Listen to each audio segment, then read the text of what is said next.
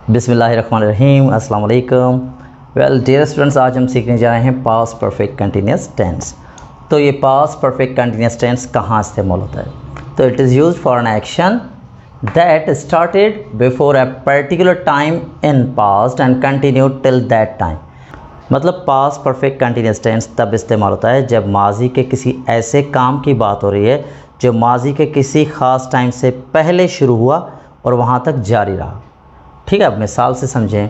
देखिए, फ़र्ज़ करें कि ये मार्च का फर्स्ट वीक है, मार्च 2023 का ये फर्स्ट वीक है। तो मैं कह रहा हूँ कि जब मैंने 7 मार्च 2023 को कंपनी ज्वाइन की तो अहमद वहाँ पर 5 दिन से काम कर रहा था। इसका मतलब ये बनता है कि देखिए, मार्च पहली पास्ट है, उस पास्ट में मैंने 7 तारीख को कंपनी ज्वाइन की, अहमद 5 दिन पहले से ही वहाँ पर काम कर रहा था।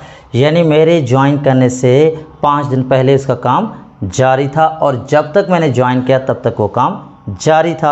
और पर्टिकुलर टाइम से मुराद ये है कि जिस टाइम का आप जिक्र कर रहे हैं, यहाँ मैं जिक्र कर रहा हूँ 7 मार्च का, तो 7 मार्च से 5 दिन पहले काम शुरू हुआ और 7 मार्च तक जारी था। I hope you are understanding. ठीक है। When I joined the company on 5th March, Ahmed had been working there for 5 days. ठीक है, मुझे उम्मीद है आपको कॉन्सेप्ट क्लियर हो गया होगा। इसका स्ट्रक्चर कैसे होता है? पहले हम सब्जेक्ट लिखेंगे, फिर इसका हेल्पिंग वर्ब होता है हैड बीन। वर्ब जो भी आएगा उसका आप फोर्थ फॉर्म यानी प्रेजेंट पार्टिसिपल फॉर्म लिखेंगे, यानी इस पर आईएनजी लगाएंगे। फिर हम ऑब्जेक्ट लिखेंगे। उसके बाद जैसे मैंने प्रेजेंट परफेक्ट कंटिन्यूस टेंस में समझाया था कि हम सिंस और फॉर इस्तेमाल करते हैं टाइम के लिए, वो मुझे दोबारा बोलने की ज़रूरत नहीं है क्योंकि वो पहले मैं अच्छी तरह से एक्सप्लेन कर चुका हूँ। ठीक है, तो आई होप कि आपको ये बात क्लियर हो गई होगी कि ये पास्ट परफेक्ट कंटिन्यूस टेंस कैसे इस्तेमाल होता है। अब इसका एग्जांपल देखें, जो सेंटेंस मैंने स्ट्रक्चर लिखा है, when I entered the class. ठीक है, अब यहाँ से शुरू होता है past perfect continuous tense, when I entered the class. अच्छा, ये when I entered the class इसका मतलब क्या हुआ? ये है पर्टिकुलर टाइम, जब मैं क्लास में दाखिल हुआ। अब ये पास्ट का एक पर्टिकुलर टाइम है, तो फिर क्या हो रहा था? The children had been making noise for half hour. बच्चे आधे घंटे से शोर कर रहे थे। जब मैं दाखिल हुआ तो आधे घंटे से शोर करने का काम जारी था और जब तक मैं गया पहुंचा तब तक ये काम जारी था, ख़त्म नहीं हुआ था। ठीक है, स्ट्रक्चर के हिसाब से कैसे बनेगा? Subject the children, had been, फिर वर्ब है मेक, तो मेकिंग नॉइज़, फिर उसके बाद हमने जो एडवर्ब लगाया टाइम का वो था फॉर हाफ आवर।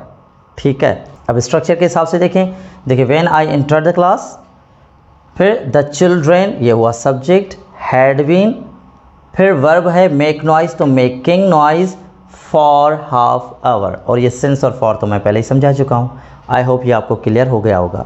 इसका नेगेटिव कैसे बनेगा? इसका नेगेटिव बनाने के लिए I had not been, had के बाद नॉट आएगा। अच्छा, वैसे भी ये बात जहन में रख लें कि जब भी पेयर ऑफ हेल्पिंग वर्ब्स होता है, ऑक्सिलरी वर्ब्स में जब पेयर होता है, 2 ऑक्सिलरी वर्ब टुगेदर होते हैं, तो फिर हम नॉट उनके बीच में लगाते हैं। ये हैड बिन है तो हैड नॉट बिन, प्रेजेंट में हैव हैज़ होता है तो has not been, have not been होता है। ठीक है, और इंटेरोगेटिव कैसे होगा? Had I been, had I, had you, had we, कुछ भी हो सकता है। इसमें हेल्पिंग वर्ब हैड ही है, 2 नहीं है कि हमें ये सोचना पड़ेगा फर्स्ट पर्सन के साथ कौन सा आएगा, थर्ड पर्सन के साथ कौन सा आएगा, सबके साथ हैड ही आएगा। मुझे उम्मीद है ये आपको टॉपिक समझ में आ गया होगा पास्ट परफेक्ट कंटिन्यूअस टेंस का। अगर आपको अभी भी कोई कन्फ्यूजन है तो आप मुझसे पूछ सकते हैं कमेंट्स में, मैं आपको उसका जवाब दूंगा। अगर आपको लेक्चर पसंद आया then kindly subscribe, like and share the channel. Thank you.